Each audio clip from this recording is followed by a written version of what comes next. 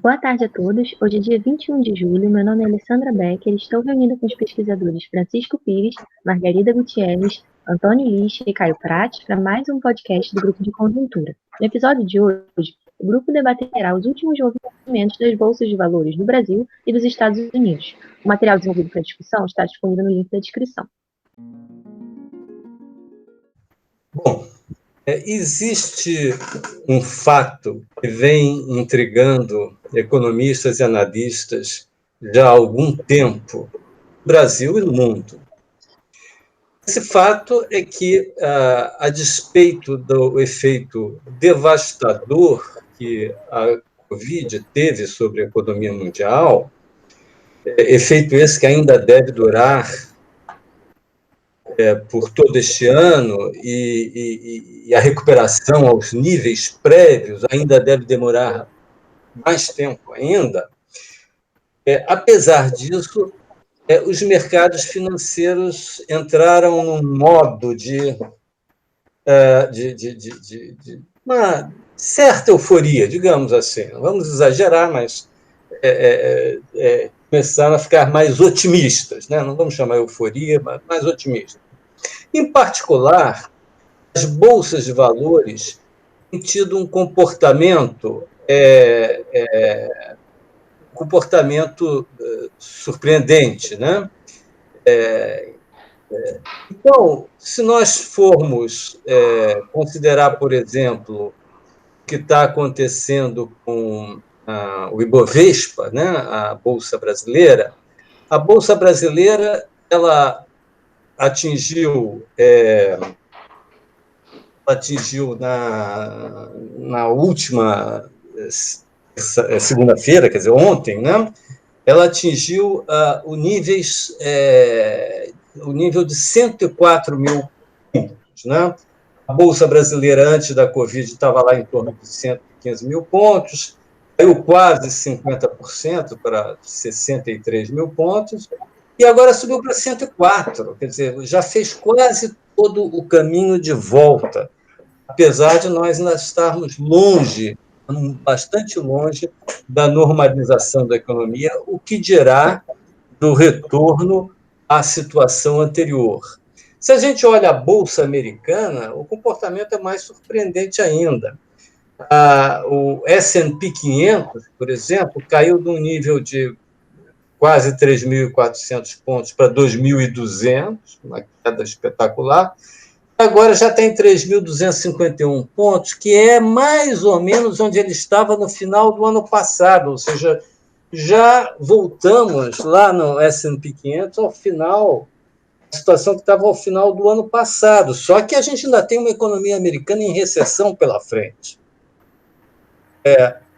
E algumas outras bolsas, como o caso da Nasdaq, que reúne ações de empresas de alta tecnologia, aí o comportamento ainda é mais impressionante. Quer dizer, hoje o nível da Nasdaq está 25% acima do valor do início do ano. Então, isso aí é um desafio. Como interpretar isso, né? Como é que nós vamos entender isso que está acontecendo?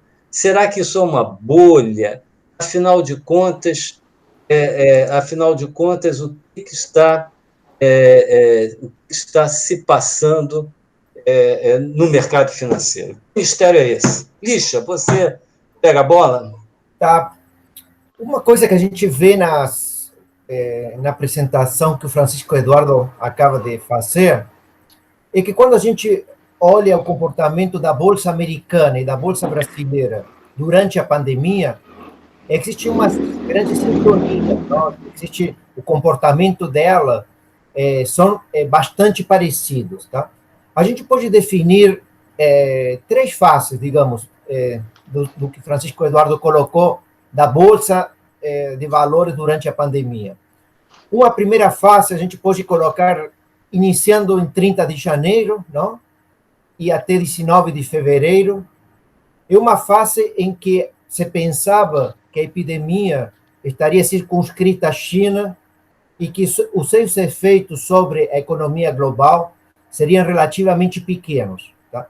Nesse período, tá, o Ibovespa cresceu 2%, não, entre 30 de janeiro e 19 de fevereiro, e a Standard Poor's 500 aumentou 3%, mais ou menos as duas cresceram no mesmo período. A partir do dia 19 de fevereiro, que a gente vê a forte queda nos gráficos que Francisco Eduardo apresentou. Tá? No caso da Bolsa Brasileira, o Ibovespa caiu entre 19 de fevereiro e 23 de março, que é um período em que as notícias se tornaram dramáticas no mundo, não? Nesse período, percebeu que a epidemia não estaria circunscrita à China, que seria uma pandemia, começaram as informações sobre a crise sanitária na Itália, e depois, posteriormente, na Espanha, e já se começou a perceber que os efeitos da pandemia seriam muito mais graves e dramáticos do que se pensava anteriormente. Então, nesse período de 19 de fevereiro a 23 de março, o Ibovespa cai 45% e a Standard Poor's cai 34%. Ou seja, elas caem, a brasileira cai mais que a americana, tá? Mas níveis muito dramáticos. Tá? Mas, a partir do dia 23 de março, muda a tendência, não? E aí a gente começa a ver o aumento na Bolsa americana e brasileira que dura até hoje. Tá? Provavelmente os analistas estão muito influenciados pelos estímulos monetários a nível global. Tá? As taxas de juros caíram no Brasil, nos Estados Unidos, no resto do mundo. Tá? Ou seja, os estímulos creditícios de todo tipo que aconteceram no Brasil, nos Estados Unidos, no mundo, e também os estímulos fiscais muito agressivos. Tá? Então, esses estímulos tinham funcionado muito bem na crise que começou lá em 2008, né? A gente viu isso ao longo de 2009, 2010, todos os afrouxamentos quantitativos ajudaram, estimularam as bolsas de valores, e se pensou que isso funcionaria hoje. Tá? Então, esses estímulos levaram a que a Bolsa brasileira, nesse período que vai de 23 de março até hoje, tenha aumentado mais de 57%, quase 60%, e a americana tenha aumentado 42%. Tá? Então, a pergunta que o Francisco Eduardo faz é como interpretar essa mudança nas fases, não? Por que o que levou, num primeiro momento, até 19 de fevereiro, as bolsas aumentarem um pouco, como estavam crescendo, e depois caírem, e depois agora retomarem. Tá? É claro que o que mudaram foram as notícias que foram aparecendo. Tá? Ou seja, o fato de que só depois do dia 19 de fevereiro começou a ficar claro que a pandemia teria efeitos dramáticos, e isso provocou a forte queda, e depois do dia 23 de março, as políticas monetárias, creditícias, fiscais, os estímulos levaram a uma retomada. Tá? O professor Robert Shiller, que foi prêmio Nobel em 2013, um especialista na área de mercado financeiro, ativos financeiros, tem discutido a vida toda dele o tema de bolhas, e é professor na Universidade de Yale. O ponto que ele coloca, um ponto teórico, digamos, mas que pode ajudar a interpretar um pouco o comportamento, é que está muito na linha do que o pessoal chama hoje de economia comportamental. O ponto do Shiller, por exemplo, é que quando as notícias aparecem, elas têm pouco conteúdo informacional. Em que sentido? Que as notícias, é difícil, às vezes, extrair um sinal claro sobre a tendência, não? No caso aqui, dos preços dos ativos. Tá? Sempre existem muitas ambiguidades, não? Porque, digamos, as notícias trazem certo ruído, tá? E então as notícias resultam difíceis de analisar, não?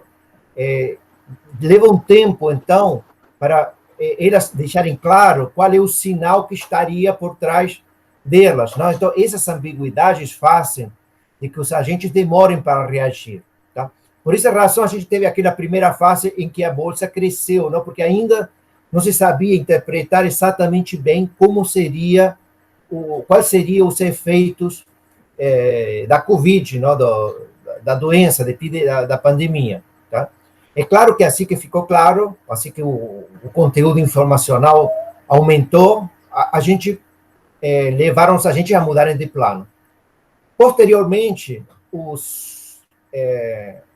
as grandes, os estímulos governamentais, à medida que eles se consolidaram, tá? Também levou a uma mudança novamente de planos e aquela retomada. Tá? Então, normalmente, quando os planos, os sinais que estão por trás das informações ficam claros e firmes, os agentes mudam de plano. Tá?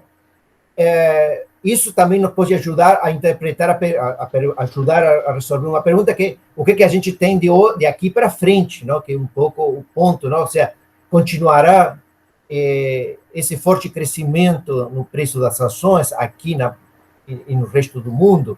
Tá? Eu acho que para discutir isso, a gente deveria, digamos, já começar a analisar com um pouco mais de cuidado distintos setores ou distintos segmentos que a gente tem nas bolsas de valores. Tá? A gente pode basicamente pensar que existem 4 grandes segmentos, um pouco pensando a bolsa a nível global, não? Assim, pensando os mercados financeiros internacionais. Tem o setor de alta tecnologia, que Francisco Eduardo colocou. Né? Aí tem aquelas empresas que mais têm crescido o preço de suas ações. Não? Então, a gente tem as 5 charmosas, que o pessoal chama, não? A Facebook, a Apple, a Amazon, a Microsoft e a Google. Tá? Hoje em dia tem uma sexta, que na verdade, a nova estrela do mercado, que é a Tesla. Tá? Então, são setores onde os preços das ações estão crescendo rapidamente desde 2014. Elas têm crescido, o preço dessas ações tem crescido mais de 26% ao ano. Tá? Este ano já cresceram 25%. A gente vê esse efeito na Nasdaq, basicamente onde elas são mais negociadas. Tá? E existe uma espécie de consenso de que aí podemos ter uma bolha. Digamos, é difícil de pensar que os lucros esperados dessas empresas estejam crescendo ou continuem crescendo nos próximos meses, nos próximos anos, a essas taxas tão elevadas como estão sendo previstas pelo preço das ações. Tá? É claro que uma pergunta que se aí está tendo uma bolha, ela pode, em algum momento, estourar, como o pessoal fala, ou seja, ter uma reversão drástica no preço das ações. A pergunta é que tipo de bolha seria. Tá? Uma discussão que está se colocando é que provavelmente essa é uma bolha que está sendo financiada, uma liquidez que foi gerada pelos bancos centrais, não? Ou seja, uma forte expansão da liquidez dos bancos centrais, então existe uma grande liquidez internacional para isso, e são ações que estão embaçadas em ativos produtivos, no fundo. Então, pode ser que se estourar a bolha, a gente não sabe quando, nem que evento pode provocar isso, teremos uma situação em que teremos grande liquidez internacional e uma certa busca do preço desses ativos, porque são ativos que vão continuar sendo demandados, tá? Especialmente a pandemia tem aumentado a demanda dos serviços que essas empresas colocam. Tá? Então, esse seria um setor. O outro setor seria o pessoal que poderíamos chamar de vítimas da Covid. Tá? O Francisco Eduardo já tem falado em outros encontros aqui, em outros podcasts, que companhias aéreas, hotéis, cruzeiros, restaurantes, empresas de aluguel de carro, são todos empresas, setores que têm sofrido, não, têm sido atingidos basicamente pela crise, setores de serviços. Tá? Eles têm uma característica cíclica, ou seja, depende muito do nível de atividades, são muito intensivos em capital, tá? E, por outro lado, eles não apresentam bons lucros no curto prazo, não devem apresentar lucros bons no curto prazo. Mas eles estão muito baratos. Então, o que está se percebendo agora é que eles melhoraram bastante o preço das suas ações nas últimas semanas. Provavelmente porque estão baratos, o mercado já está muito aquecido, então apresentam boas oportunidades de demanda. Tem um terceiro setor, que o setor chamado, que poderíamos chamar, são mais parecido o comportamento das ações a nível global, são mais parecidos com os bônus, os títulos públicos, não? São basicamente setores onde estão grandes empresas farmacêuticas, produtos básicos para consumidores, serviços públicos, tá? São setores, então, que têm uma taxa de retorno mais estável, mas relativamente baixa. Eles têm parado de crescer nas últimas semanas, não, nos Estados Unidos, basicamente porque os juros americanos pararam de cair, eles substituíam às vezes os títulos, e também porque o dólar parou de cair. Tá? E um quarto segmento dentro disso seriam os mercados emergentes. Tá? Aí o destaque tem sido, nas últimas semanas, a bolsa chinesa, que tem crescido muito rapidamente. E os mercados emergentes prosperam basicamente quando o dólar americano fica fraco, não? Quando ele não temos uma valorização do dólar, quando se espera uma retomada do crescimento global e com inflação mais alta. Então, esses são setores que têm se valorizado bastante nas últimas semanas. Tá? Temos tido, especialmente, a bolsa chinesa tem crescido bastante. Tá? Então, só para colocar a coisa aqui, o que a gente espera, o mercado financeiro internacional espera temos uma preocupação com o setor de alta tecnologia americano, aquele setor, tá? Um evento que pode provocar o estouro da bolsa americana nesse setor de alta tecnologia, que está se concentrado mais no Nasdaq, é uma forte desvalorização do dólar. Tá? O dólar mais fraco pode provocar uma corrida, uma saída desses títulos, tá? E é claro que, como eu falei, se isso acontecer, devemos ter uma pequena crise financeira, não deve ser muito grave por causa da liquidez internacional grande e por causa de que deve existir demanda para ou seja, devem existir empresas fortes, digamos, mãos fortes que consigam demandar isso.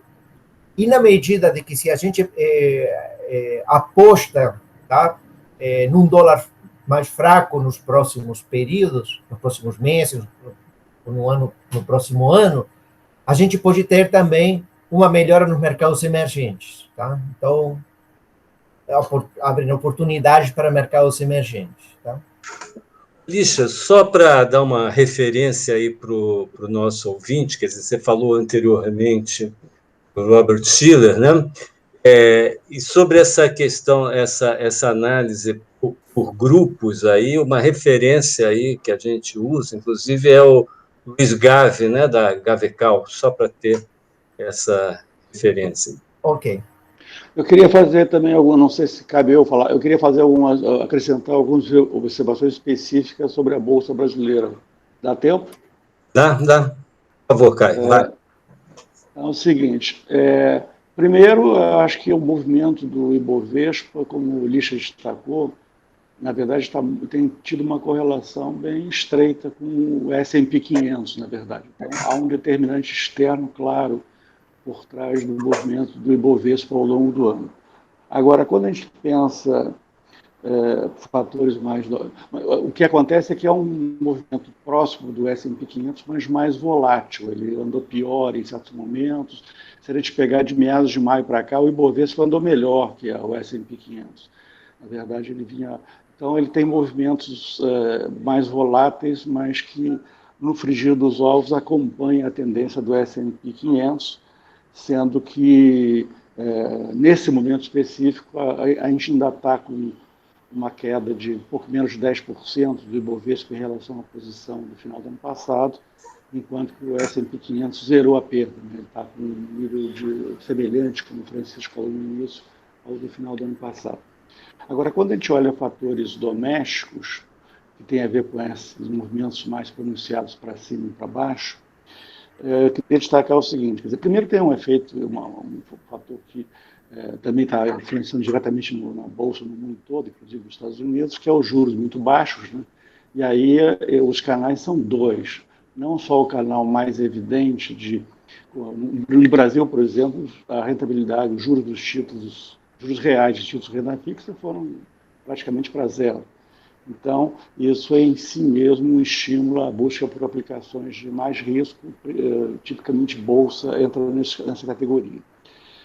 Agora, além disso, os juros também têm uma outra conexão com a Bolsa, na medida que eles aumentam os lucros esperados trazidos a valor presente, descontados pelos juros. Juros muito baixos fazem que significa, por si só, tudo mais constante, que os lucros esperados são maiores trazidos a valor presente.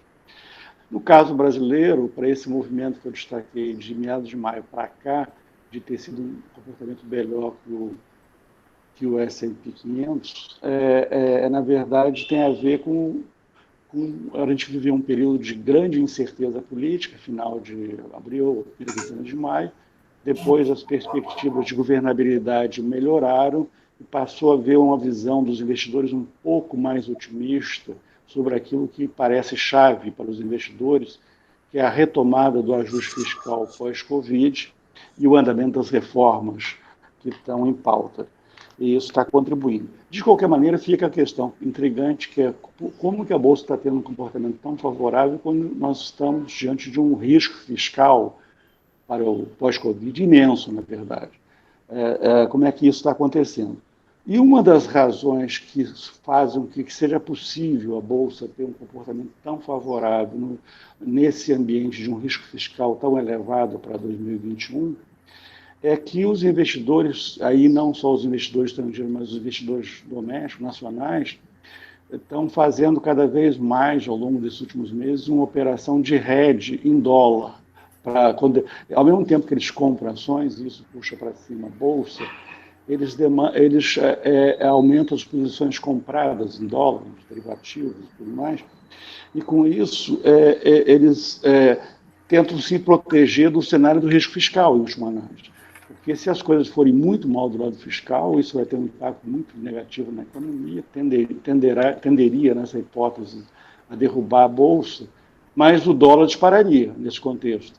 Então, eles estariam fazendo um hedge para uma situação em que a economia brasileira possa ir muito mal o ano que vem, digamos, por não enfrentar adequadamente a crise fiscal.